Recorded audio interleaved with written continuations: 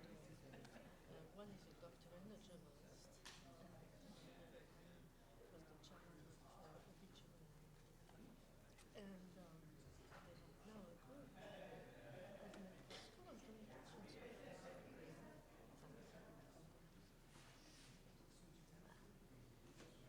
And I like the second much better than the first. So are they writing the article back to guys? No, they are looking for ways of working with us and possibly funding some of our work. But see, my problem now is that I'm not sure that any of my team is going to continue the work that he's doing. Yeah. Well, So I cannot commit myself to everything.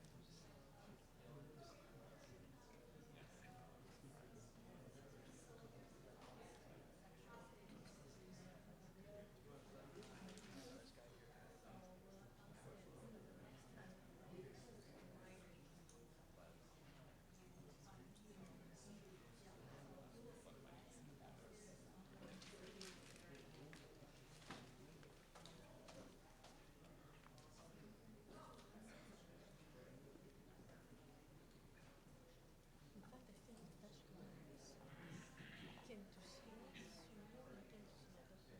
Oh, that's right. Yeah. And that Travis was over there, I think he's very sure. No, I don't think so. Well, it's to the So why would he? Because it was before he was secretary.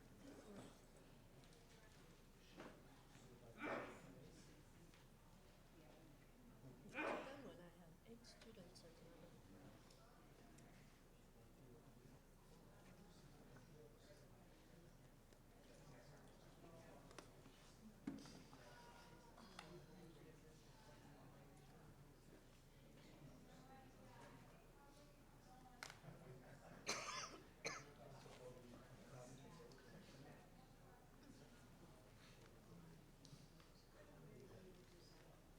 Got an invitation from the dean to have dinner with John Anderson at the faculty. How much do you? Your dean, John Anderson, comes to give that talk. She's having a dinner for him at the faculty club. You are invited. Well, I guess I invited to bring a guest. So, Yes. I sent you one. Yeah, this is the invitation. Okay. You know what this is? It's the December 2nd. Just talking about climate change. She's hosting a dinner. So she's inviting national.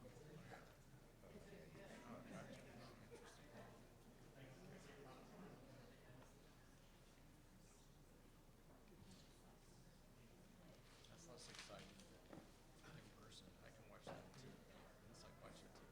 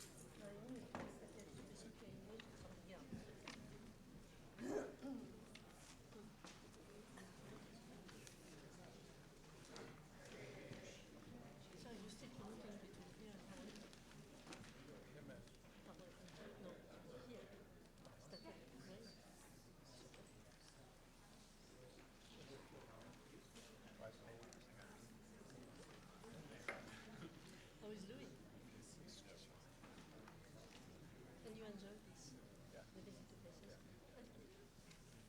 I think it's a good You know, thing. conversation goes. You But don't you get don't stale. You say pretty fresh usually.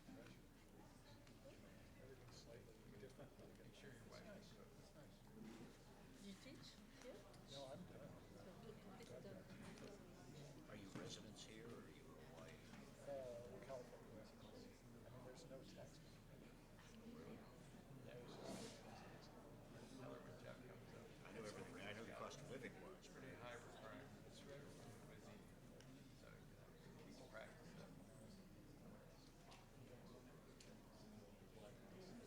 Yeah, exactly.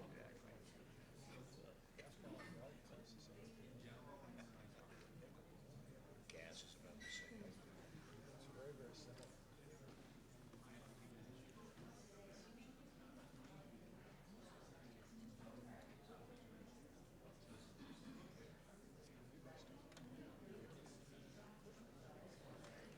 No, I'm fully here to teach 100% of the time. I'm full of students at this point. See, I'm on board class now, which is very interesting to see. So, JP. I just wrote a letter of recommendation to someone who runs strategy Jules Worship. He's a former presidential became back.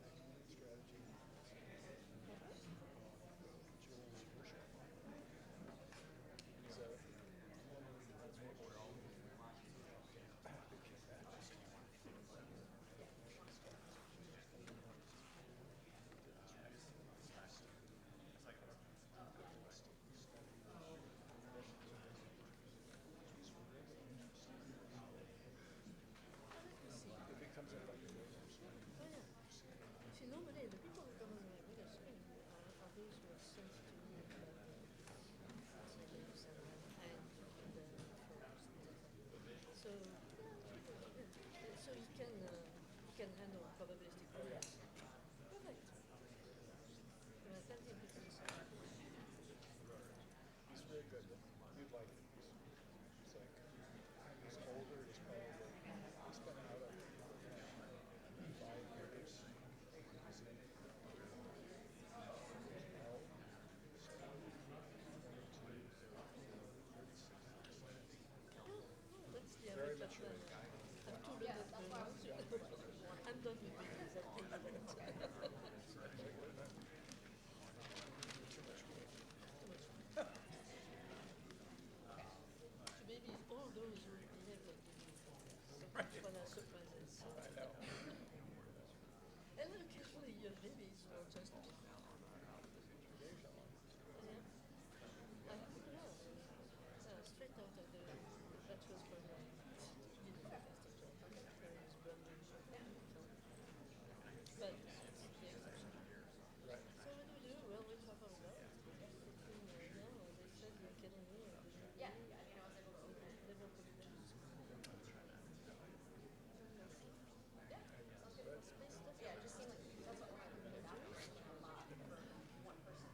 He is.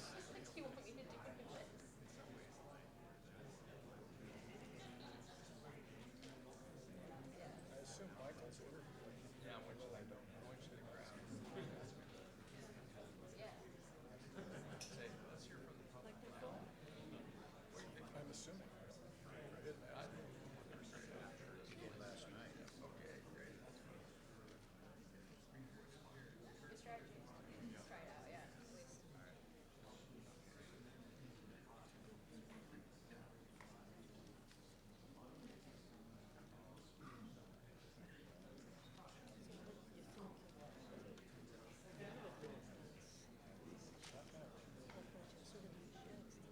Oh, I knew it. What did you throw a Even, bomb? even if he's He's not too young. married. But I think it's going to take some radical to Trump. It's not that he's not coming. He's the only one that is very and I think he's really smart. I hope to He's the young man. And you know that Phil is working for him. Yeah. Phil Campaign told me that. Which is good. I told him. In fact, Phil has written one paper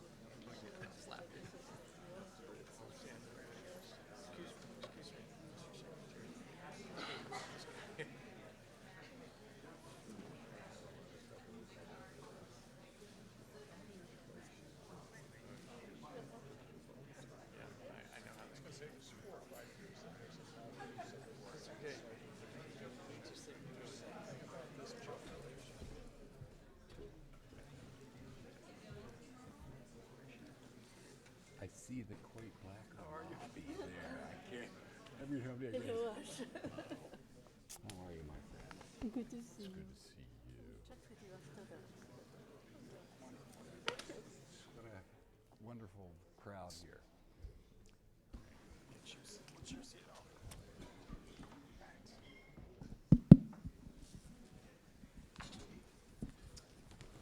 Great. I think we'll get introduced in there.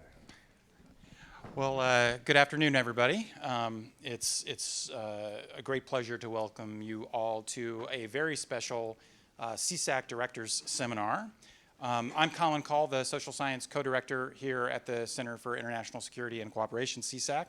And it's my great pleasure to welcome former Secretary of Defense Ash Carter to CSAC to discuss his experiences, his new book, Inside the Five-Sided Box. He'll tell you what that means, and to provide us his insights on national security more broadly. Ash is a longtime friend of Stanford and CSAC. He has served multiple tours of duty at the Pentagon. Most recently in the Obama administration, he served as the Undersecretary of Defense for Acquisitions, Technology, and Logistics, making him kind of the weapons guy. Then he moved up to be the Deputy Secretary of Defense, and then concluded his time in the administration from 2015 to 2017 as the Secretary of Defense, where I think we spent countless hours together in the Situation Room dealing with everything from ISIS to Iran to Ukraine, and lots of M&Ms, I think, is what I recall. Ash is currently the director of the Belfer Center for Science and International Affairs at Harvard's Kennedy School, which in my view is perhaps the second best place to study the intersection of science, technology, and international security after CSAC. And I think it's not an exaggeration to say that few people on planet Earth have greater insight into the inner workings of the Department of Defense and the contemporary national security landscape. And we're thrilled to welcome Ash back here to Stanford, where he's been a longtime collaborator with many of us in this room and with CSAC. And I consider you, Ash, a friend and a mentor because we were at the Pentagon at the same time as well. The format will be a conversation, which will be led by Joe Felter, who I'll introduce in just a second, followed by questions and answers from you all, and Ash will engage with your questions. Moderating today's conversation will be Joe Felter. Dr. Felter is the William J. Perry Fellow at CSAC and a research fellow at the Hoover Institution, right next door. Joe recently returned to Stanford after serving as Deputy Assistant Secretary of Defense for South and Southeast Asia in the Trump administration, and he is a retired U.S. Army Special Forces and Foreign Area Officer. Perhaps most importantly, his first academic job was as a research assistant for Ash Carter at the Kennedy School supporting the Stanford-Harvard Preventive Defense Project. So this collaboration goes back a long time. Gentlemen, I will now leave it to you, and thanks again for being here. Thanks, Colin.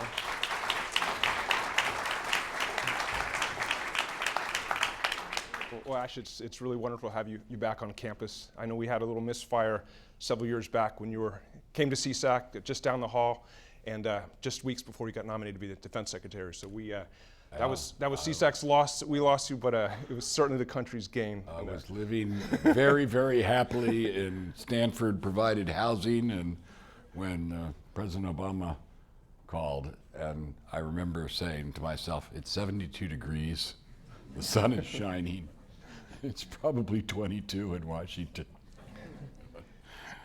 Well, again, our loss for sure, but definitely the country's gain, and thank you for your incredible service. So you've served in many critical roles at the Defense Department, but I've been there a bit myself, and I would say walking down the halls of the Pentagon, you don't see a medieval studies, physics major, Rhodes Scholar from Yale. That's not the typical demographic. So how did you get your start from the Pentagon? Give me your unlucky background. It's not a bad start. Of course, that had nothing to do with it, and there was no union of the two. The reference is here to the fact that I ended up with a doctorate in theoretical physics, but as an undergraduate, I also had medieval history as a major. And so the standard joke is that my later career was the union of these two fields. But that may be, but at the time, they were a right brain, left brain kind of thing.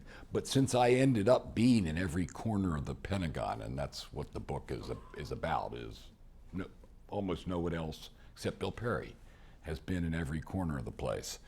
And I used both sides of my brain, because whether you're running the place or making policy or dealing with technology issues on the outside, or the politics of stuff, or foreign leaders, the medieval history was helpful, and physics. Leon Panetta used to always tell me, "You know how everything works."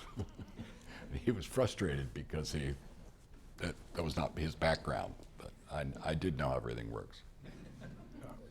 Well, actually, of your many jobs, given you were the Undersecretary for Acquisition, Technology, Logistics, the Deputy Secretary, and then Secretary, you were known for personally leading the effort to help the U.S. DoD maintain its technological edge.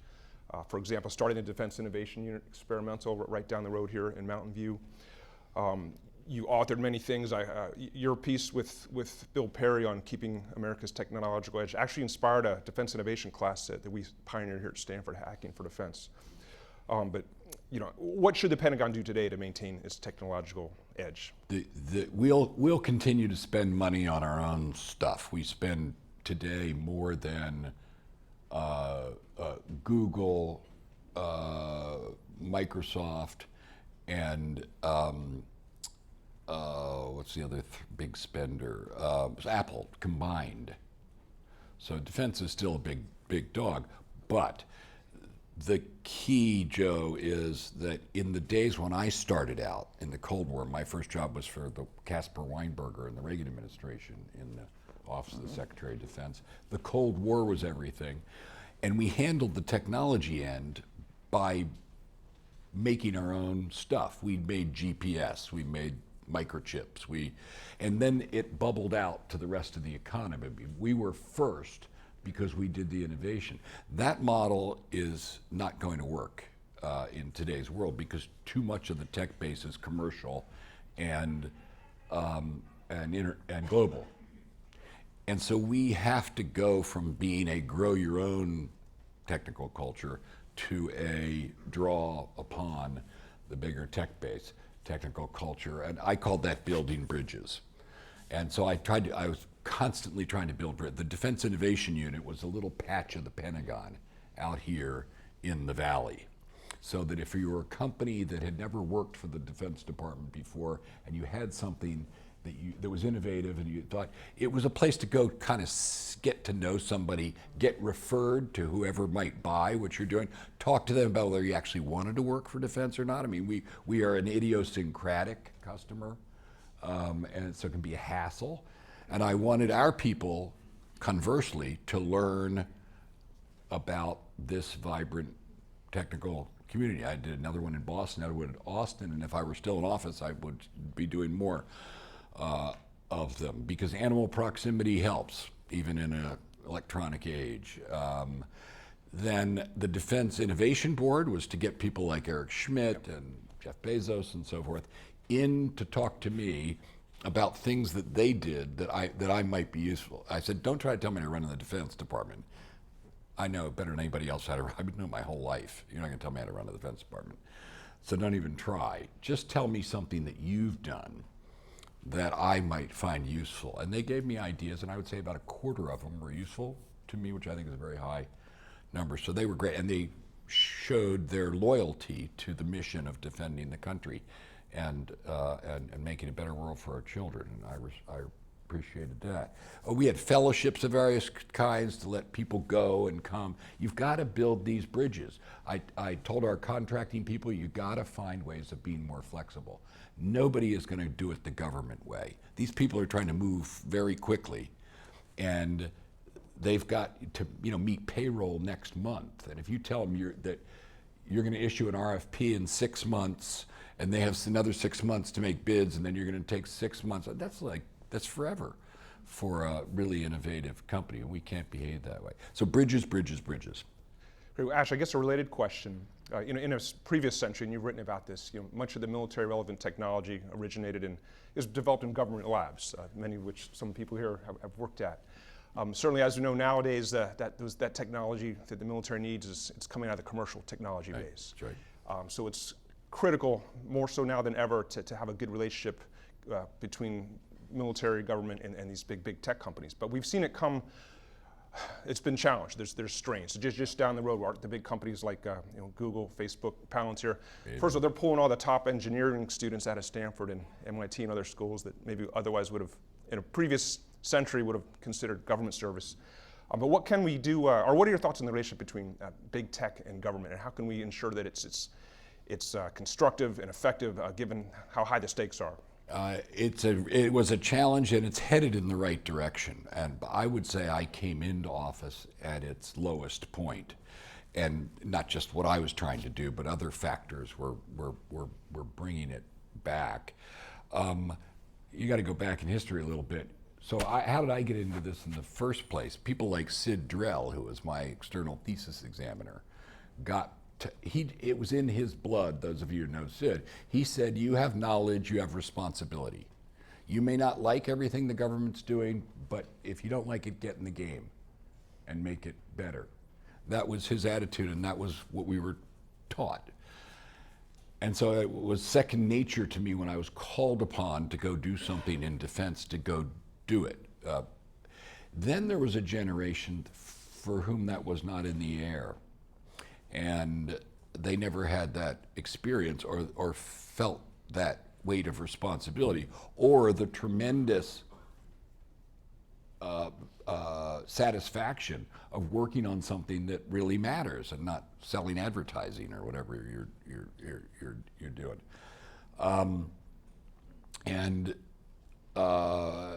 That dissipated. So a lot of the leaders of the tech community, the leaders themselves, were naive about about things of the world. They were not Dave Packards. Dave was a predecessor of mine as deputy secretary. I'd tell you a great story about him shortly. But Dave was not naive about Washington, and he didn't. But we had some tech leaders, not all tech leaders, who were political children in many ways, and thought that it didn't matter that much because they had their own world and so forth, and government was like a little dumb and a little dirty and a little irrelevant. And that tide is now changing. When my students, and I'm sure you're all like this, the students here at Stanford, know that something's wrong in the relationship between tech and society. That brings lots of great stuff, but it's brought some real darkness also, and that we need to get on top of that. And so that's how they want to spend their lives. So it's coming back. Snowden was a real low, because obviously my opinion of Edward Snowden and the opinion of at least some people in the tech community are very different. But I always told my people, we got to pick ourselves up and move on here, and just let's agree to disagree about these things and see if I can get people in. So I had another thing I didn't mention. Another bridge was the Defense Digital Service, and you have I'm sure you know what that is. But for everybody who knows, that is essentially an internship where I got real technical, very nerdy people to come into the Pentagon for a year or a project. And I told them, you don't have to change your clothes. Hoodie's fine, the aviator glasses, the orange hair, the nose rings, and well, these things are not normal in our building, and so I had to protect them from the rest of us who look like this or uniforms. And they did a spectacular job. And what I told them, and I'd come out here and recruit at the big companies, so just to say recruiting goes the other way too. I can steal too. And I would say, you come and work on one thing for me, just one, or 1 year, and I promise that is the thing you'll tell your children about someday.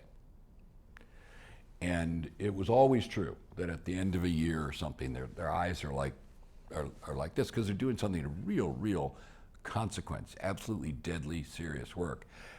One day, the guy who is the mayor, they call him mayor of the Pentagon, but the person who manages the building, which, as you all know, is the person who decides whether your office gets painted and things like that. So it's an extremely powerful figure in the Pentagon, and reports only to the Secretary of Defense. great guy, and he comes in to me. If you're the Secretary of Defense. He said, yeah, that's right. He comes in and says, parking places, he does all that stuff people care about. And Mike comes in and says, Mr. Secretary, the Defense Digital Service, which is the name of these people, have put all their furniture out in the hall. What are your instructions? And I said, just leave them alone, take the furniture away. They wanted to have open space, and the Pentagon is very leather with little brass tacks down the side, World War II, essentially furniture, literally. Furniture, and they didn't like it, and they wanted a different kind of environment in their way, so they put it out in the hall, and we just quietly took it away and let them be that way. So that's an example of if you're gonna try to connect, we have to be flexible too. I would like them to understand us and what we're trying to do, but I think we have to understand them and what they're trying to do as well, and kind of meet how. And it's really getting a lot better now. It's getting a lot better, and I'm hopeful, therefore, for the country and for the values and everything that we stand for in defense, that we're going to have, a new generation of people who are willing. They're not necessarily going to do it for a living. They're not going to necessarily like everything that goes on, and that's fine. And that's where Project Maven comes in at Google, which you raised. So you want me to talk about Maven? What I said in the book was, here is what I said, and I offered to do a town hall at Google at the time, and this was a slice of the Google workforce. It wasn't everybody, but here's what I would say to them. I would say, first of all, I want to associate myself with the fact that you are thinking morally about what you're doing with technology. So I'm with you on that, and you should do that with respect to everything that you do at Google or any other company. So that's perfectly appropriate. However, when I reason morally about Project Maven, I come to a different conclusion from you. So let me try that. This was called an AI. Everybody calls everything AI these days. If you're making thumbtacks, you call it an AI company. So everybody says they're doing AI, and so this was colorably, I guess, an AI application to defense. And by Google, and they had a contract to do it, and these people thought that was an inappropriate thing for Google to do. And the first thing I'd say to them is,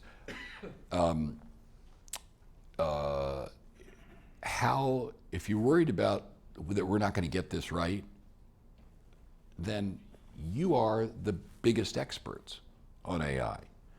So come in and help us get it right. How can you sit on the sidelines when you have the knowledge and you're watching somebody, in your eyes, screw something up?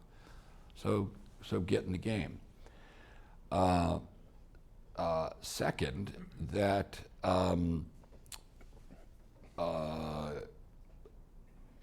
how do you like working for the Chinese People's Liberation Army? Because you're doing that. At least here you know. And last, you're not visitors from a alien planet. You live here. You drive on our roads. Your employees can read and write because there's schools here. There's nothing self-made about anybody, and you're embedded in this society, and you have an obligation to it. You can be a global company, but you also need to be an American citizen as a company, and I think you have a responsibility to that. So that's what I would have said to them. The leadership, I just should say, to its credit, and it needs to be said, reversed itself. They had, I think, chickened out and caved to these employees when they should have stood up and made the argument that I think ultimately they did, to their great credit, and they're in a different place now. We're all in a different place. So it had a healthy effect in the end. Thanks. I took a couple interns from the Defense Digital Service to the executive mess, and you're right, with their orange hair and piercings and hoodies, and it was an interesting scene at the table, but that was a great initiative, and it's going well, and the culture that you started is enduring. Let's hope we can continue to attract some of our best and brightest from places like Stanford to serve. I found the recruiting kind of fun because they really look at you like you got to be out of your mind. And then you get a few of them, and then they'd write back to their buddies and say, you know, this is actually kind of cool. I have an office in the E-ring of the Pentagon, and these people aren't stupid, actually, and they're really trying, and they're doing something really important, and it's kind of exciting. And then the momentum would build. And I think doing something important is something that defense and government has a lock on. So, but speaking of defense, Asha, again, not to keep harping on your earlier background, but Defense Department's huge. It's the biggest organization in the world. A huge management challenge. You know, given your background and preparation, what were your biggest challenges in managing such an enormous, diverse organization? By the time, certainly I was CEO, I knew what I was doing because I'd been around. And one of the nice things about being number 3, the number 2, the number 1 is I knew how the place worked and I knew how to run it. You're right, it is the largest organization in the world, kind of by far. I mean, I think you take the employees of Amazon and UPS and McDonald's and Target and GE combined, and we have more uniformed employees than that. So altogether, about 3 million direct employees, maybe another 4 million who are indirectly employed by us, plus their spouses, their families, and so it's a substantial chunk of the country that you are economically responsible for. The nice thing about the Defense Department is that it responds very well to good order and discipline and clarity and consistency. So when I did something like the counter-ISIS campaign strategy, you put it down in words. I choose the words very carefully and use them again and again and again and again, and then everybody's marching in the same direction. It really is. On the other hand, if you're confused or confusing, or you're going this direction one day and that direction, then the department will begin to dig in. So I didn't have any problem getting people to go in another direction when I needed to go. You just had to be absolutely clear and consistent about it. And that's a nice thing about the Defense Department. Not all the cabinet departments of the government, let alone all of the every kind of institution has that. There's a lot of good stuff also, and this is a lesson to all of you who run an organization. 240 years is a long time, so we have a lot of stuffiness and tradition and so forth in the military, but not all tradition's bad. And so we had a lot of stuff that was just worth reinforcing. I have to say this in today's world, good behavior and good conduct. I demanded that. We demand that in the profession of arms. And, you know, so the stuff that's kind of taken for granted these days, lying, screwing around with subordinates, and so we didn't allow any of that stuff. You're not allowed to do that. And that's a tradition, and it's a good tradition. So if you're running something, even if you come into an organization to take it over and your judgment is that it's really quite broken, it's still worth finding the things that it is good at and making the people proud of the things they're already good at. And there's got to be something there. And there's lots in the Defense Department. So I found that another part of the leadership of the place is sticking up for good things. You know, we really do take our values to the battlefield. And that has, when it comes to civilian casualties and that kind of thing. That's a good thing to reinforce, these personal conduct things to reinforce. But you have to stick up for people who do it right. And you have to stick up for the contracting officer because a contracting officer changed vendors someplace. I'll tell you a story. I know it's a long answer. This is a good story. Congressman calls me up one day when I was undersecretary and says, complaining to me about a 2-star Air Force general whom I had made in charge of Air Force acquisition of services. When you think of defense acquisition, you tend to think of planes, tanks, satellites, and so on. We buy all that stuff. But half of the money goes to services. not things. And that's a very different tradecraft to buy services right. So I wanted to have people who were really good at that. And Wendy was my person in the Air Force. And she recompeted a contract, which had an incumbent contractor for a long time, somewhere in South Florida. And I would have been no consequence to me, but a congressman was raising hell about it, and she stuck up for what she was doing, and then the congressman called me. And I said, I'm sorry to hear that, Congressman, but Wendy's doing exactly what I told her to do. And I'm sorry that didn't work out well for your constituent, but that's the way it's going to be. And then I did this fateful thing that you've probably all done. I put the receiver back in the cradle. It was on speaker because I had like my lawyer there, the counsel there, and turned to one of my military assistants and said, make sure he doesn't bother Wendy. It was still on speaker in his office. So immediately, I get a faxed letter from this member of Congress. Not faxed, get that. It was only 8 years ago or something. Comes across this angry letter and the thing. So I say, call him, get him on the line right now. So 5 minutes have elapsed now. And I said, I got your letter. And I said, I'm sorry you heard what I said, but I'm not sorry I said what I said. And I just went on and I said, this is the way it's going to be.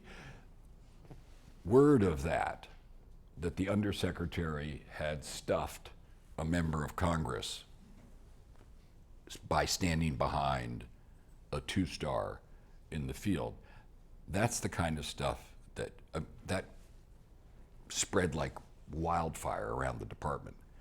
Here's somebody who will stick up for you if you're doing the right thing. It's important to have that reputation that if they do something wrong, fine, harshness. But if they're doing something right, you've got to stick up for people, and really important. Ash, related to sticking up for people and doing what's right, you had certainly a great reputation for creating opportunities across Department of Defense, leveling the playing field, ensuring we bring all our talent to the table. One particular area is greatly expanded opportunities for women to serve in combat positions. I believe you wanted to open everything up.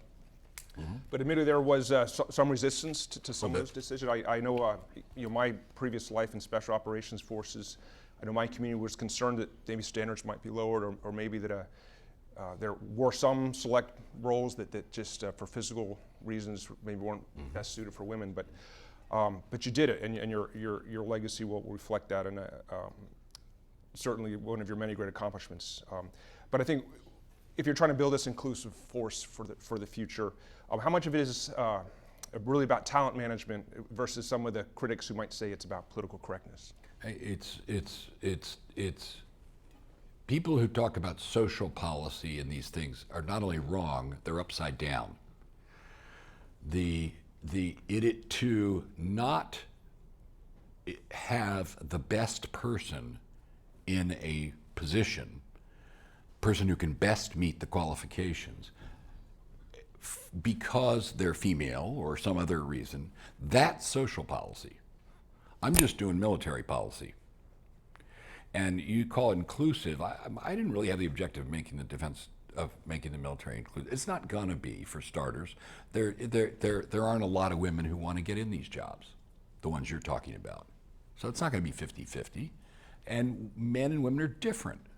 And all of our studies showed that, whether they were mental, physiological, and in different contexts, the different genders have different strengths, and anybody with any brains knows that, and we're not going to all pretend that men and women are the same thing, and I couldn't do that. I got to be realistic. We're doing something really serious here, and I can't cut corners.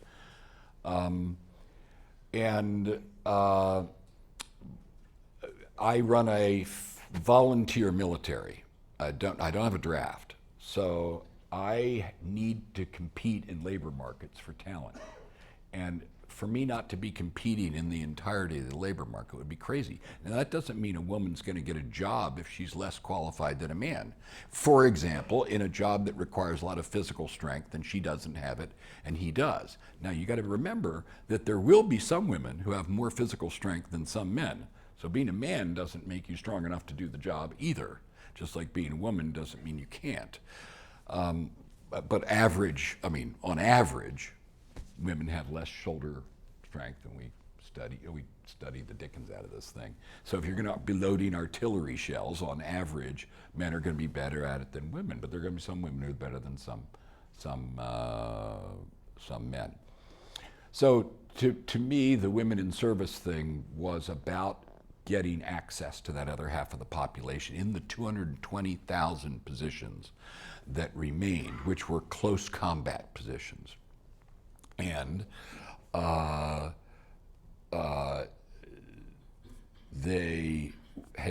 women had been excluded for them in some ways for some very understandable reason. You mentioned physical strength, and I think that is an average observation, but not it doesn't exclude the possibility that there will be women very good at it. We did not change qualifications, although we need to constantly look at qualifications, because a lot of what we think of as qualifications are out of date because they are very physical. And these days, when you hire people in a business, you think about mental variables much more than is traditional in the military specification of who's qualified. So, but I didn't want to do that at the same time because people would think I'm changing the qualifications in order to shoehorn the women in, and I didn't want that kind of confusion. You mentioned Special Operations Forces. SOCOM. I asked the commander. So I asked the Chief Staff of the Army, Chief Staff of the Air Force, Chief of Naval Operations, Commandant of the Marine Corps, Secretary of the Army, Secretary of the Navy, Secretary of the Air Force, and Head of Special Operations Command, and the Chairman and the Vice Chairman, all to independently provide me their recommendations on this matter. And if they continued to recommend exclusions of women from certain positions, to give me the reasoning for it.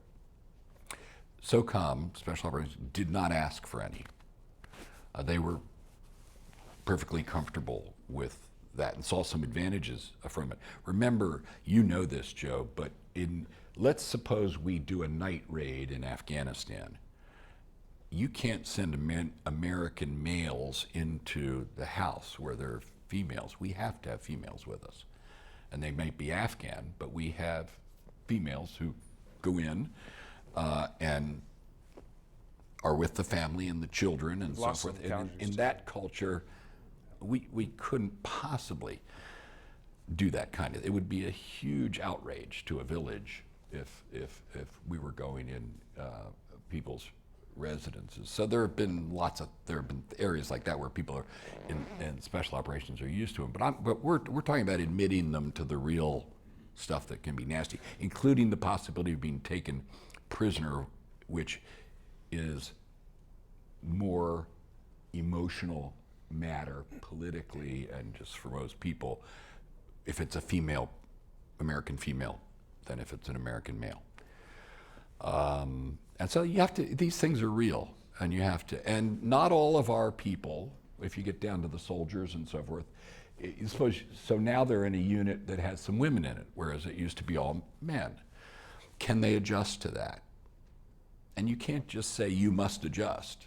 That's not how people work. This may be a kid who comes from a home or a community that really emphasizes the difference between men and women.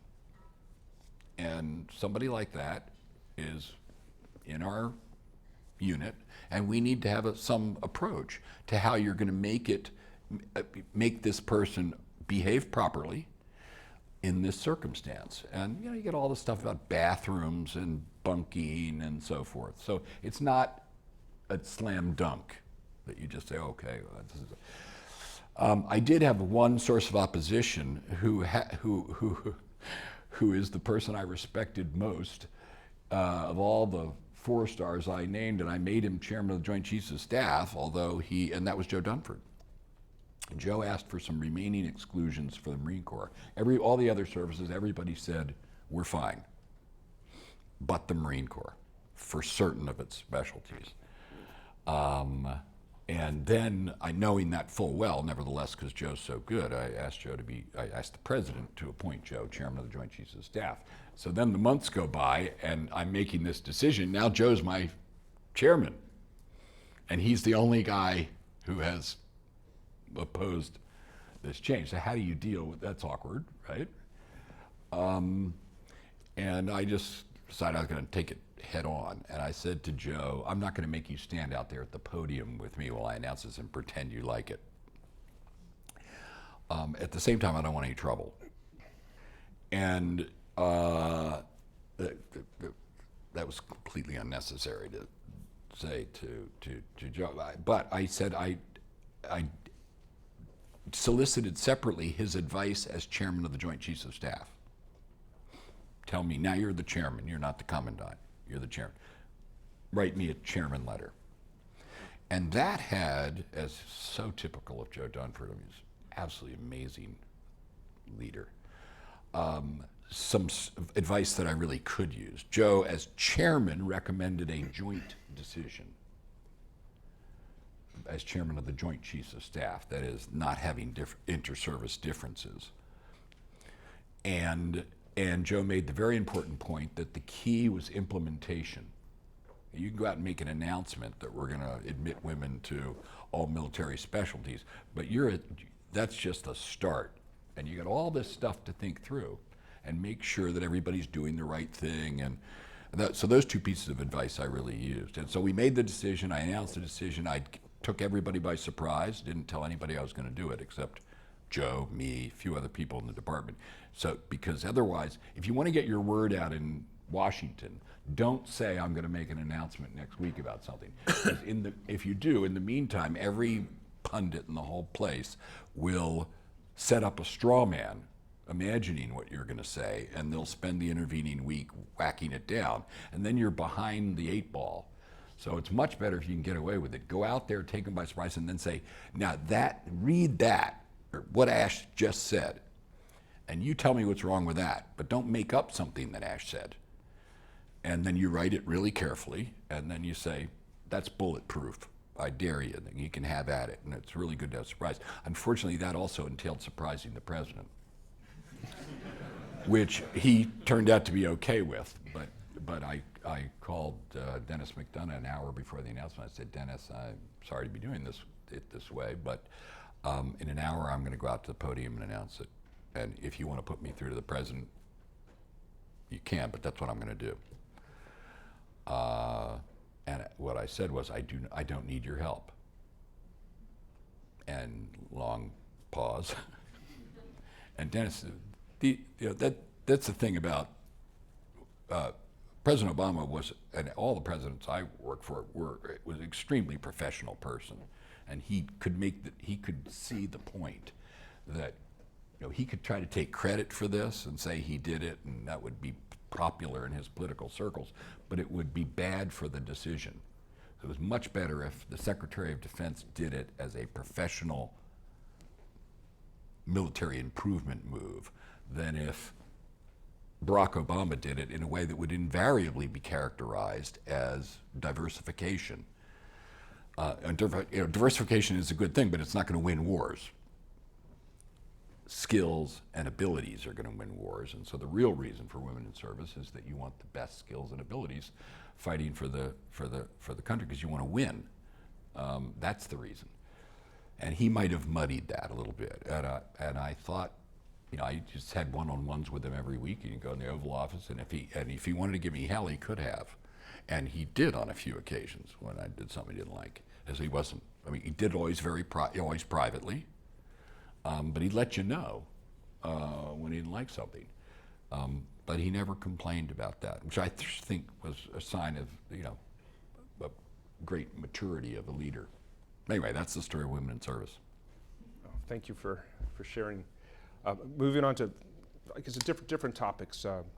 One of my last tours in Iraq, I was in a special operations task force looking to interdict malign Iranian influence, which I think you're familiar with that task force. And it was shocking, once you get to read everything and actually hear interrogations, just the influence that Iran is having, certainly not just in Iraq, but around the world. And I don't know if Abbas Milani is here. We have some experts here that know this topic quite well, but certainly a concern, Syria, Afghanistan, Iraq. But more specifically, and I think you touch on this in your book, but how should we manage our relationship with Iran going forward? Baghdad's in play, and so we got to be in the game and beat the Iranians at their game. Our game is multi-sectarianism,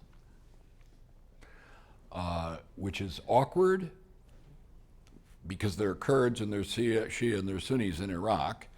And you can be somebody who thinks we ought to split Iraq, or that Iraq ought to be split, it's not up to us, into 3 countries. You hear that, people say that all the time, but you remember, Joe, I know you do, many of you do. I supported the Dayton negotiations, and you separate a country and you draw a line. Well, there are people of the wrong flavor on this side of the line who either get massacred or have to move. So this business about drawing, people aren't sitting on one side of the line or another. So you're encouraging that. So from our point of view, we wanted a multi-sectarian Iraq that could keep order within its own borders. Abadi had that, who was the guy I dealt with mostly. And so I had to make him successful at that. And we did, by making it an us and them war against ISIS that he won. And that was popular because ISIS was not popular even in Sunni territory in general. In some places it was, but generally, and there were a lot of foreigners in ISIS and stuff. And so that strengthened multi-sectarianism as against the Iranian model. And the Iranian militias so-called militias would join the war. I told Abadi he had to, any Shia formations had to be under his command and control. And there were a few that they didn't behave badly. The guys, the militias you hear so much about, these guys didn't do anything. They drove around in Humvees with waving flags behind the lines. They never did a thing. So they weren't really a problem to us. But you have to get in the game. And I used to tell Saudis, I used to Mohammed bin Salman, don't complain to me about the Iranians when you're not doing anything. You're not doing anything. I tell you, go rebuild Mosul. Use your billions to rebuild Mosul after we take Mosul. And then you complain that the Iranians are taking over Baghdad. But you're not even in the arena. It's typical. Ash, a related question, and speaking of being on one side of the line or the others, I think the saddest day I had in the Pentagon was last year about this time when Secretary Mattis resigned. Just what an extraordinary public servant he was. Great guy. And wouldn't speak for him. There were a lot of reasons that went into that, but certainly a decision at the time that may have been the last straw, so to speak, was the president's decision to pull out of Syria, which was later, he later went back on that. But once again, a similar decision now being enforced. We've seen what's happened with the Turks and the Kurds. I don't know if Brett McGurk's here, but we have some leading experts here on the topic. But what's your prognosis? Is ISIS going to make a comeback? It's a mistake. Let me put a plug in first for my friend Jim Mattis. Jim Mattis and I have known each other for 25 years. And we used to sleep on the floor of Secretary of Defense Bill Perry's airplane when he was a junior MA and I was an assistant secretary. So we've known each other for a long time. And then we knew each other here at Stanford. And he was CENTCOM commander when I was deputy, so he worked for me. And I worked on the Iran war plan with him, which was one of the reasons why, apparently, and I didn't know this at the time, the White House of the Obama White House, he fell into disfavor in the Obama White House, but I was working on the plan. And if they thought he was wanted to start a war with Iran, then they could have blamed the same. They could have said the same thing of me. So I didn't understand why. But anyway, his advice was not valued then. But I worked with him quite closely, and then of course on Iraq and the Iraq retrograde was going on then, and also Afghanistan, which falls in the CENTCOM commander's area. So he was a good guy to work with always. And yeah, if you read Jim's resignation letter, you realized it wasn't written that day. That's, everybody has that letter in their top desk drawer. Anyway, to get to Syria, it's a mistake, because if you don't want endless wars, don't unwin the wars we've won. So what's going to happen there is they're going to come back in one form or another.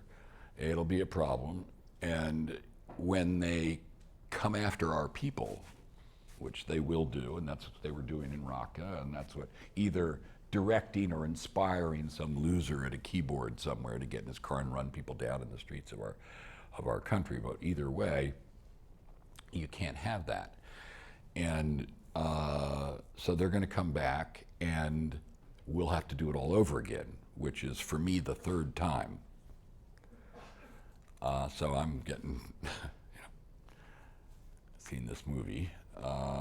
And next time we'll have to do it all over again, but we'll have to do it all alone, because nobody will join us. So it's a serious mistake. It was all in a very fine place. In the Middle East, things are never over. So the Turks were unhappy that we were using the Kurds.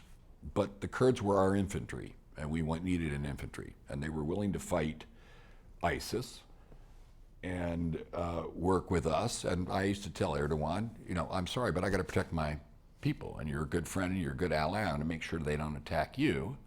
But I got to do what I got to do, and you don't like it. I understand you don't like it, and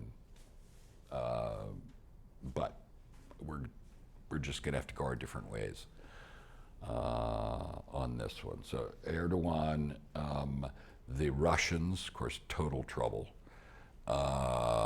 there, and Assad, of course. We were essentially by the time I left office, on the way to be essentially the owners of northeastern Syria, which gave us a position there of influence in the country, which I thought was good for the United States to have influence over that, in addition to the counter-ISIS rationale. So I thought we were in a pretty good place, and you just have to play that fish for a while. We're not fighting. Every once in a while, yes, people are in dangerous circumstances, but you don't have service members. I mean, I remember the days in the Afghan push of 09, 010, when I was undersecretary, when my wife and I would go every weekend to the hospitals, and there were 20 new kids in there. Every week, week after week after week after week. I mean, it was awful. And so there's nothing like that going on now in Syria. Very small number of forces, hugely skilled people, you know these people, and very little risk to loss of life. In short, to me, a sustainable commitment by the United States, and not an endless war. So it's a mistake. Well, I thought maybe now we can transition, open up a bit. We've got a lot of experienced folks in the crowd, so we've developed a few questions here, and I'll read them for you. I think these have been screened, but not sure. So we'll see. I'm Doctors Without Borders. Yeah, I'll take any question. But first, thank you for your candid remarks so far, Ash. So question, I had the opportunity to hear Bill Perry discuss global security. His outlook was quite pessimistic. What is your perspective on the future of global security? Nice narrow question. I don't know what Bill was referring to. Bill's always listening to, of course. Bill Perry and I are very, very close. For those of you who know, he stood in for my father at my wedding. That's how close, yeah, Bill is. And I'm having dinner with Bill tomorrow night, and I'll ask him why he's so pessimistic.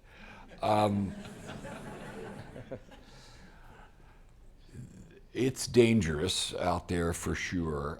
To me, everything I see, I believe we can master if we try. And the frustration is if you see how something can be reasonably addressed, like we were just talking about Syria. That's not a wonderful solution, but it's a pretty good solution, and it's very sustainable, and that's as good as it gets. And I think we can keep it that way for a long, long time. I know how to play that hand, and it'll be okay. And I can say Russia, China, North Korea, Iran, terrorism, cyber. What's frustrating to me is we're not doing our best. Our best would I'm not pessimistic that if we played our hand the best we could, we would do pretty well. In that sense, I'm not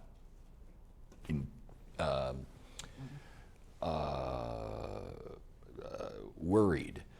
It does worry me when we don't play our hand. And we're not playing our hand well in many ways now. We've always had deficiencies. And you know, it doesn't, everybody says everything is the world divided into administrations now in people's minds. It's not really like that at all. Most of these things carry on, and things that I was doing were many times things that started in the first Bush administration or something. So there's more continuity than you might think, because good sense is good sense, and there's going to be somebody who has good sense who trails along through the decades and does sensible things. But when I get frustrated with our country is when we're not playing the best hand we could. But I don't see any of them that are intrinsic losers for us. Okay, so narrow it down a bit here. Let's see, the U.S. defense budget is not only higher than all the big tech companies combined, but also higher than the next 7 highest defense spending countries combined. Is this justifiable, especially when that money could be directed towards infrastructure or education? It's a good question.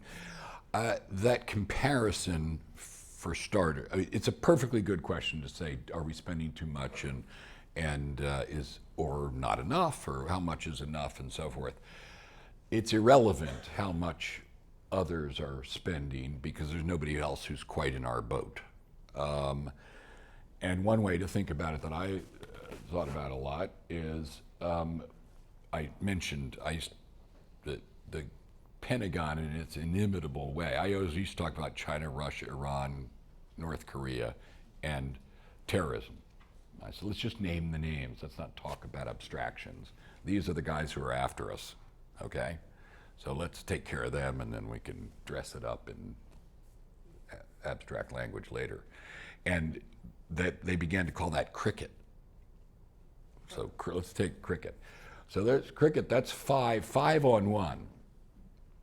They're all different, and I've got to have a counter to all 5 of them. They're all focused just on us.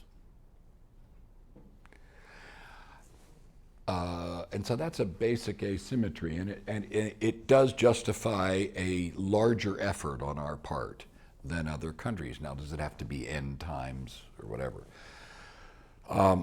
But I think that's a more meaningful kind of way of thinking about is that enough? The other question is it all used well? And no. And that's what, as undersecretary, I was constantly fighting poorly managed programs. I inherited the Joint Strike Fighter, for example, which was a disaster when I started out as undersecretary. And I spent a lot of time trying to wrestle that in. And now it is a functioning airplane. Parenthetically, I would say probably the last manned airplane we'll ever build. But we'll have it in the inventory for 30, 40 years or so, and it is performing and it's delivering not at ever increasing cost, but at ever decreasing cost. But it took a huge amount of effort on the part of me and the other managers in the place. Yeah, so you've got to run the place well and spend the money well. And sometimes we don't, and sometimes we can't because we're in a hurry because it's war. And you do things, and you're spending more than you would if you had 10 years to do something. So when I built 258 bases in Afghanistan in the summer of 2010, I have to tell you I was overpaying, but it had to get done. Then the last thing you say I feel really is not, that has a clear yes or no answer, and that is, should defense spending be at the expense of the rest of, and I would never go there.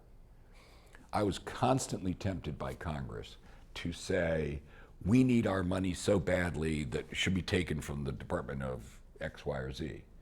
And I never played that game because I personally think that research and development, education, infrastructure, these are part of the nation's strength in the long run. Just like I am part of the nation's strength in the long run. So I would never go there. Government does the things that need to be done, that can only be done by us all working together. That's what the government isn't a separate thing. It's us doing things that we have to do to live together that no individual or company will be incentivized to do. And these are important functions. And defense is vital for sure, but these other things are important too. And I think they should all be done. And it's a political fact that nobody wants to touch the real money. The real money is in the revenues and entitlements. And they don't want to touch that, so that leaves only the 30% of the federal budget, which is mandatory. And so we all fight about this little slice because we're afraid to go to where the real money is. Another easy question. Thoughts on the current U.S. relationship with China? I guess you can kind of take that any direction you like. We used to do, Bill and I here and at Harvard, meetings with Chinese senior military during the 1990s. Many of you participated in those. And they were really, that was during the Jiang Zemin time, mostly. Those were years when it was still possible to hope that China would turn out okay. But it didn't. It turned out to be China, which is not entirely okay with me. It's repressive, it's a communist dictatorship, and I don't want to start World War III over that, but it is what it is. And it was not what one hoped, any more than Russia of the 1990s, and Chip remembers that well. You give it a shot at developing a relationship which is warmer, but it didn't happen. Putin was the principal reason in Russia, but and China, I think it was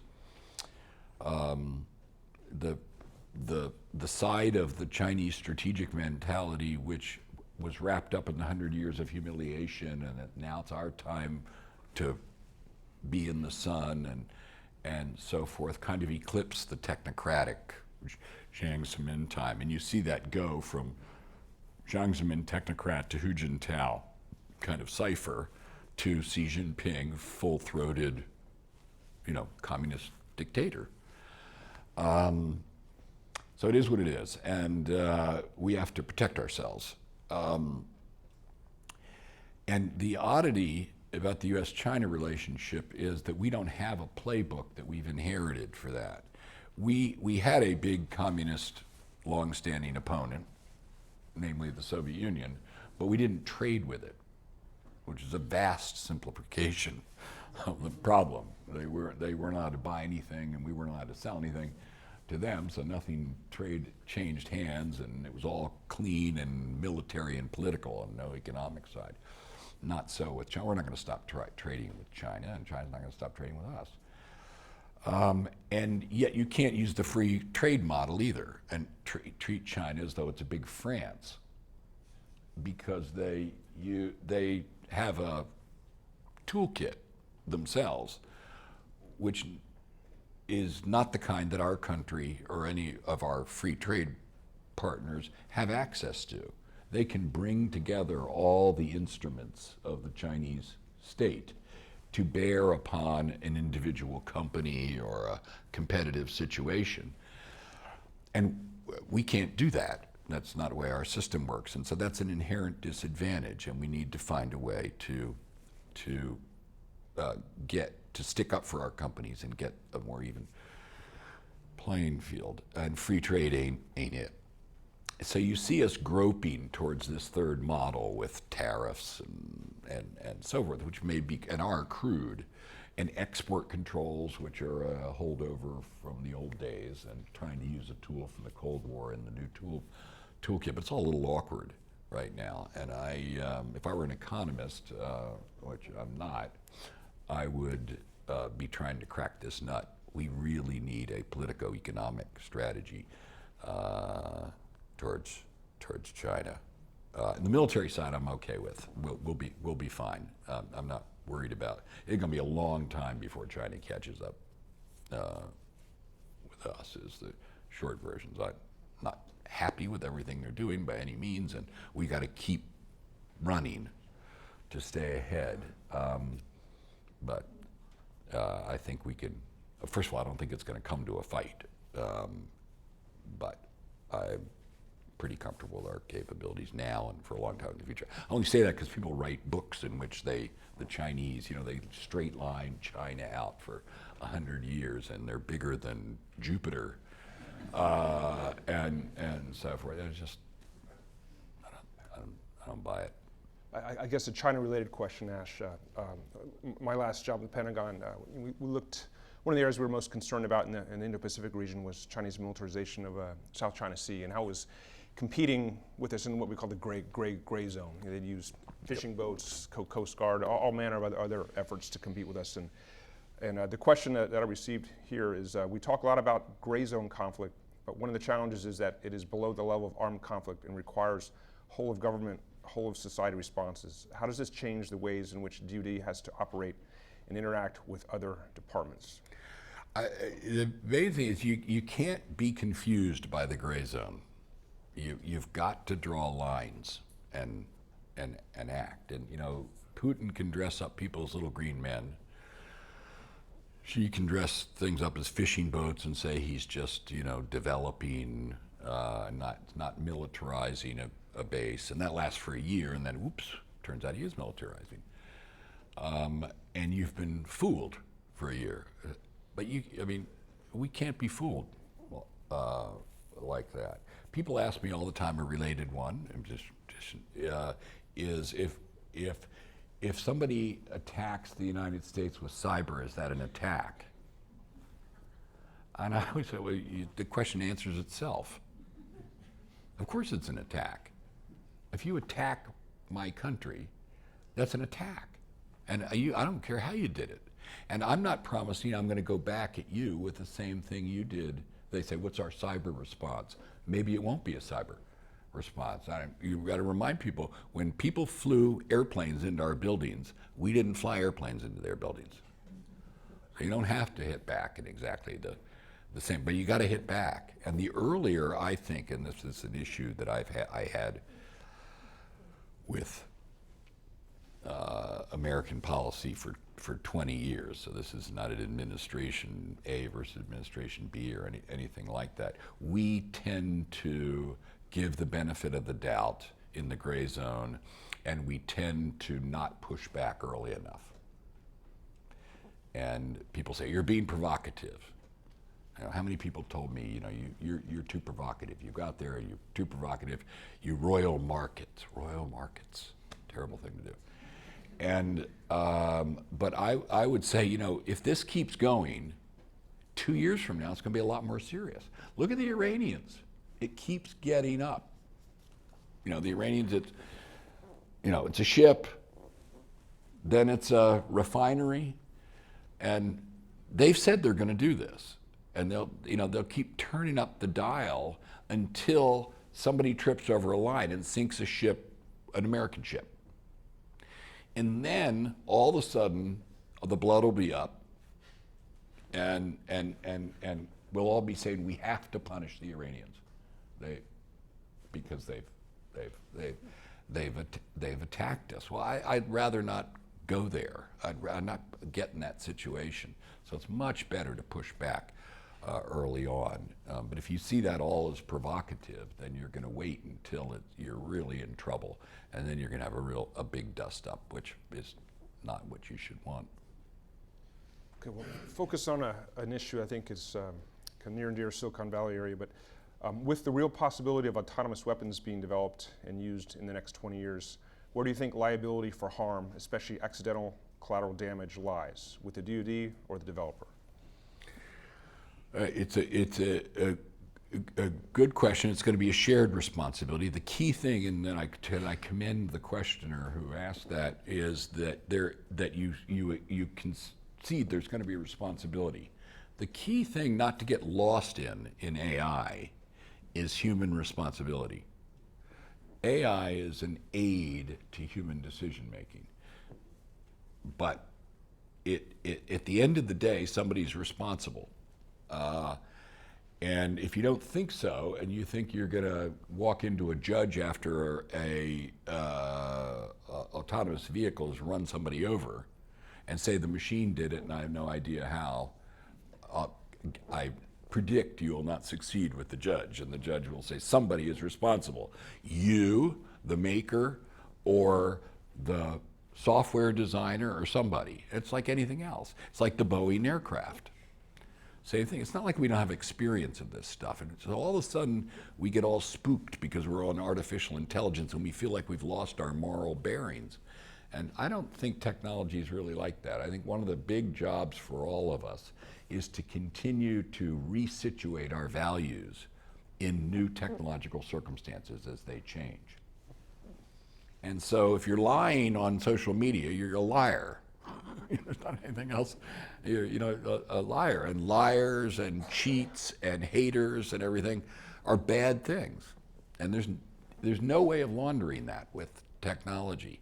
And responsibility is going to be the same thing. I wrote a directive when I was deputy now 5 years ago, which is still extant, which you've probably read, which said that, told everybody in the Defense Department, it's a DoD directive, one of these really tedious to read, but the punchline is that that there will be a human being involved in every decision to use lethal force in this department.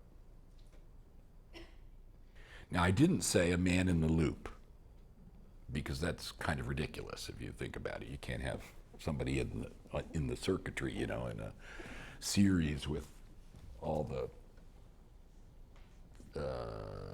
decision-making circuitry. But responsibility is built into the product at the design phase, at the point of deployment, authorization to use, and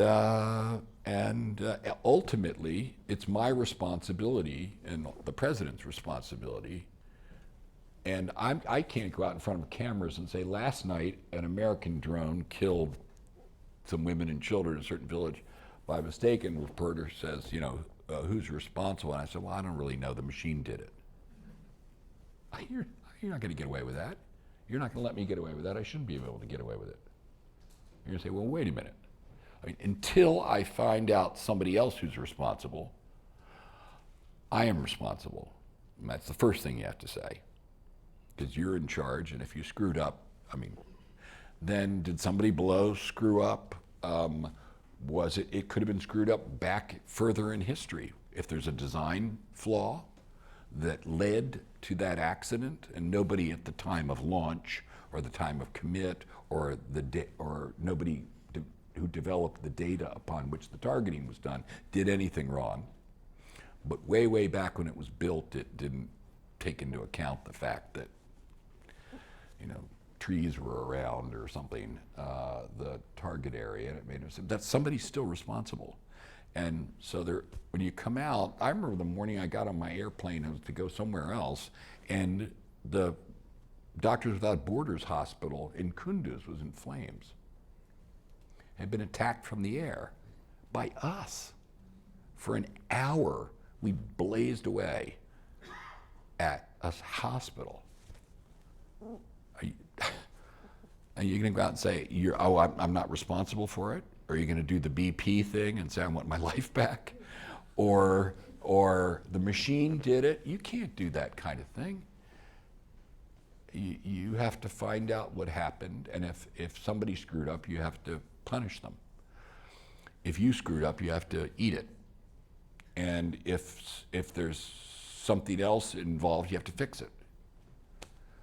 So that it never happens again. But there's responsibility there. So absolutely, to the questioner, we are going to have to situate things. So if you're a designer or a requirer or a purchaser of AI-enabled stuff, you should be saying to yourself, I want to know how this thing works.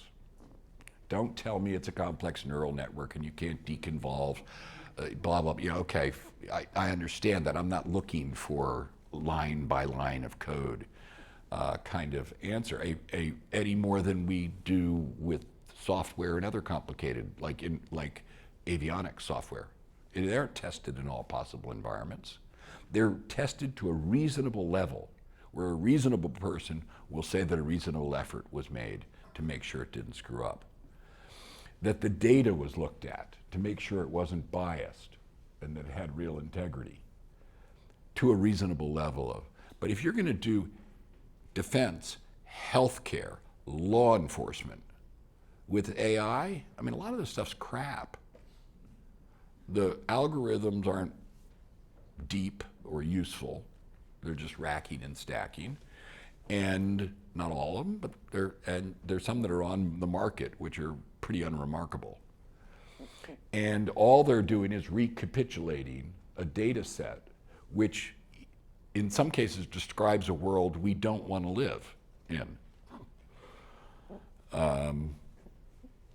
So how is that advice? And you can GUI it up all you want and make it complicated, and some people will forget that it's nonsense. But we won't, because this is what we do. But I think if you're a buyer or an applier of AI, you better ask yourself early on. It's the same thing with IT. I mean, how many IT and cyber, it's a big change in the last 10 years. CEOs and companies so now know they're responsible for something they didn't think in the past they were really responsible for, which is their IT infrastructure. And they know more about it than they ever wanted to know. Ash, on the cyber topic, our next question is, some cyber experts have argued that in order to make progress in establishing cyberspace's rules of engagement, that Washington should establish multilateral discussions with Beijing and Moscow to clarify cyber security targets that are off limits. Can you comment on the feasibility and the validity of this proposal from a policymaking and geopolitical perspectives? It's a reasonable thing to do as long as you have your wits about you. And by having our wits about it, I mean, I wouldn't take to the bank anything I was told or any promise I was made. It may be that over time that kind of dialogue makes sure that you don't do something mistaken in a crisis. It helps create a common language and some level of trust. You may jointly have insights that you wouldn't have individually. But I wouldn't sign a piece of paper with Vladimir Putin that says, I promise I won't use cyber to attack other people. I mean, so, and you got to be careful because in a democracy, democracies can be naive because they're a collective animal. And I wouldn't want us to get suckered. But with that stipulation, I'm all for it. It's only Americans, in my experience, for whom it's a question whether you talk to people or not. It's a national character. To me, the question is not whether you talk to foreigners, it's what you say. And we'll have a big debate and have a meeting about whether we should meet with somebody. And then the meeting's over and nobody's thought about what we're going to say, but we're all proud because we've gotten the 2% of the decision made. We just had the meeting in the first place, and I'm the other way around. So it's fine. I don't attach a huge priority to it because these things are so easily cheated on. It's not like arms control where you say, we have so many missiles. Well, yeah, I can see that you have so many missiles. And it's really going to be hard for you to be hiding a different number of missiles. And, you know, I mean, these guys live in a society in which they get away with a level of deceit, which, at least traditionally, we have not gotten away with here. Okay. Bit of a different flavor question here. Do you have any concerns about U.S. forces being perceived as a mercenary force when deployment becomes contingent on reimbursement by foreign nations, e.g. Saudi Arabia or Europe? Well, I'm going to use a different term, and then we'll see whether that still is offensive. When we forward deploy forces to other countries, we have traditionally asked for, and we've traditionally been granted, some offsetting of the costs. And that's true in Korea, it's true in Europe. They're not large and they don't cover the cost of the force. So if I have a unit in Germany, that unit costs me a lot in the Defense Department. There's only certain parts of its housing and everything that the Germans pay for that is in excess to what it would cost if I brought them home and put them in Colorado. Because I'd still have to pay for their apartments and their barracks and everything like that. Just would be in Colorado, not in Germany. And there's value to us in being forward deployed because that's where the war is going to be after all. And rather than try to get there in the heat of battle, it's better to be there in the first place. So that's why we're in. By the way, it's not so bad for us to have a foothold in Asia, in Korea, geostrategically. Not a bad thing. It's good for our people. Our people get a lot of politico-military experience as young because they're stationed in Germany. They've lived in. They may come from a family which has never traveled and a community that doesn't travel much. So this is the first time, you know, they've had the experience of being outside of their own country. And our forces, when we use them, therefore, in other countries, generally behave themselves very well and are respected. And others, I mean, let's look at Afghanistan, for example. That is a very difficult society for us to be for so long so close to because we have such different ways of conducting ourselves.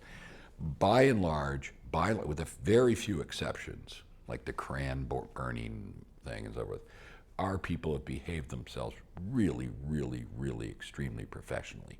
And that's appreciated by the Afghans. So you can have the Americans here, and they're not raising hell.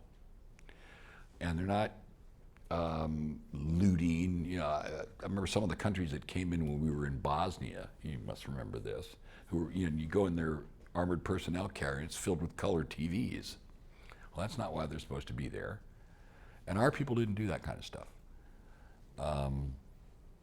So they think it's a reasonable deal to pay to offset some of the costs of us forward deploying our people. That's a long way from a mercenary. That's two countries deciding on the economics of what is a relationship based upon mutual security and shared values. And that's different from hire a gun. Great. Well, this is a question we might ask. We have Admiral Ellis here, former STRATCOM commander, but the question is, please discuss the survivability of the U.S. military satellites. And if they are disabled soon after the start of a major war, would that not make many weapon systems useless? Well, they're not very survivable. The big expensive ones that are in low Earth orbit, for example, they're just right there. They're 100 miles away. They're naked as a jaybird. There's no terrain. So they're just there. And there isn't a whole hell of a lot you can do to defend them. So what do? You go into some of our other toolkits. There are other places you can put those satellites. You can make them more numerous So that makes it a more complex target set for the enemy. You can establish deterrence, which says if you attack my satellite, I'm going to consider that an attack. We talked about cyber earlier, so don't do it. And have real plans to respond if they do. You have to say, if it goes away, what am I going to do? And if it's going to, you can't have a military that comes to a complete halt if the satellites are gone. You have to. It's called operate through, but it's a plan for what are you going to do when that goes away. How are you going to know what the enemy's doing? How are you going to communicate? How are you going to get other information? You remember, most of these satellites aren't weapons. They're support systems. They're radio transceivers. They're cameras. They don't have people in them. They don't have weapons on them. They're military support, logistics type things or whatever, enablers. But they're critical to how we do things. And so we do think, not enough, but we do think about what we'll do if we're in a big one with China, God forbid, and satellites come into play. How do we keep operating? Parenthetically, I'll say I'm not a big fan of the Space Force, and here's why. I don't object to that. President Obama also repeatedly called meetings about a Space Force, and I had to whack it down, and evidently the same people got to President Trump, and he said yes. And it's attractive to presidents because it seems to embody this idea that this is really important, that the questioner's question is really important, and we ought to have a good answer to it. And the president says, yeah, we really should have a Space Force. And what I would tell Obama, for whatever it's worth, at this juncture is, I'd say, right idea, wrong managerial approach. What you're trying to accomplish managerially is integration of space with the rest of warfare. You want it in your war plan so that on day 3, just like we know where all the tankers are and all the fighters are and everything, in the big war plans. That's not where they're going to be, but it's the plan. You want to know where all the satellites are and have that. So you want integration. If you make a Space Force, you get segregation. And they go off and they spend 2 years trying to decide what their anthem is and their uniform and where they're off, stuff like that. And to me, it's just a distraction. Now, it's not the end of the world, and we'll get through this, but it's not, as a manager, you have to say to yourself, what's the best way to accomplish the task? And the task is integration. And going through a phase of segregation to get to integration is not efficient. So I wouldn't have made that recommendation, but it is what it is now, and I think the people who have responsibility will do their best to do the right thing, which is integration, given that they have these instructions to somehow hive themselves off from everybody. Lash, we're coming up towards the end. I might take the moderator's prerogative and ask one last general question. But you mentioned earlier how important it is for the United States to play its best hand. And certainly that would arguably mean getting our very best people involved in our very most important problems. I'm talking about public service. Mm-hmm. Obviously, your personal example is an inspiration for so many. Personally, for me, it steered me in a direction that I would have never gone, and everyone that's been lucky to be a mentee of yours, I think, will always want to serve. But young people have options. Young men and women coming out of Stanford, top schools, they have a lot of options. If we had a room full of Stanford's finest or Harvard's finest, or just young men and women with a lot of options, what might you have as what I consider a great mentor and a great inspiration to public service? What might you tell them to encourage them to find opportunities? I'd say, look, the buildings smell like your high school. The pay is terrible. The work conditions can be awful, but the mission is the best. And to wake up every morning and be part of something that is meaningful, that is a great thing. And you don't have to do it for your whole life. You don't have to do it for your whole life. And so if you're looking for variety in your life, which is a fair point, and you're looking to have more than a government salary, fair point, I understand that as well, and which is why it's important for those of us in government, or we're in government, to create these part-time affiliations, because they broaden the base of people who work.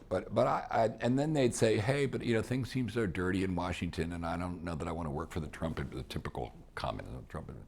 And my answer to that is, look, I have my problems too, but it's the only government we've got. It's not like company A versus company B, and you can walk down the street and shop somewhere else. It is what it is. And as long as you're not doing something that disgraces you in your own conscience, and there are plenty of people who do. You were working, Joe, very honorably in the Trump administration.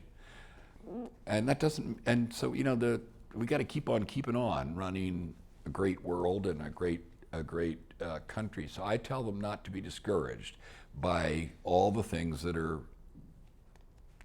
certainly true, that can be negative about public service. And I then try, as you know, right, with you, to stick with people over the years, because people stuck with me. Sid Drell stuck with, he's the guy, by the way, who first got me into doing a serious thing. He said, you've got to go, typical for 1 year to Washington deal. That was Sid. But then Sid supported me and gave me opportunities. And we've got to do that. That's why I'm at a university. I mean, those of you who are on the faculty here and associated with CSAC, why are we doing this? Because you want to populate the government. And government, I'll use sort of a small g or something, public life with the best people. And that means giving them opportunities and a little nudge forward here and there where they need. That's what it's all about. Otherwise, they're basically teaching themselves. So if we're honest with ourselves, we'd say that we don't teach them much, they teach themselves. But what you do is somebody's headed in this direction. If you're a good mentor, you try to be a good mentor in life, and it's a nice leadership capacity. You change the angle by 2 degrees or something, but then 30 years later, that's a substantial line segment there. When you subtend, and that angle is subtended 30 years into the future, if you're following this. And it's a great thing to do. And I said, people say, why are you at university? I say, well, the next best thing to running half the government is being around ideas and young people. It's a great thing to do. So that was the last question, so I know we need to wrap up, but I want to express my gratitude to everybody in this room. I've been part of this community. People were so stimulating, but also so kind to me during my times at Stanford, and I'm so grateful to everyone for their generosity as well as their ability. This is a wonderful institution, and I'm glad to be here. Glad to see you, Joe, still here. You get that angle in my life early on. I'm about 20 plus years into it. Well, but then you went off. But actually, Track. I should say, in this case, Secretary Carter, thanks for your extraordinary service to our country and all you've done for all of us. Right. Thanks very much. Appreciate it. Thanks.